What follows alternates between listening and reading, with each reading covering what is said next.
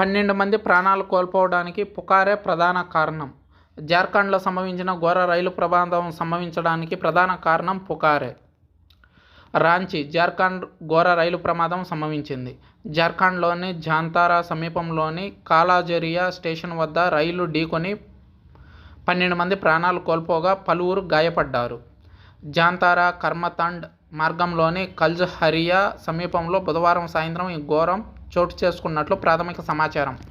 రైలులో మంటలు చెలరేగినట్లు సమాచారం అందుకున్న భగల్పూర్ వెళ్లే అంగ ఎక్స్ప్రెస్లోని ప్రయాణికులు పక్కనున్న రైలు పట్టాలపైకి దూకారు. అయితే అదే సమయంలో జుమ్జు అసన్సోల్ ఎక్స్ప్రెస్ అదే మార్గంలో రావడంతో రైలు కింద పడి తునాతునకలయ్యారు. ఈ ఘటన గురించి తెలిసిన వెంటనే రైల్వే అధికారులు, సిబ్బంది, రైల్వే పోలీసులు హుటాహుటిన తరలి వెళ్లారు. క్షతగాత్రులను ఆసుపత్రులకు తరలించడానికి వైద్య బృందాలు, అంబులెన్సులు అక్కడికి చేరుకున్నాయి.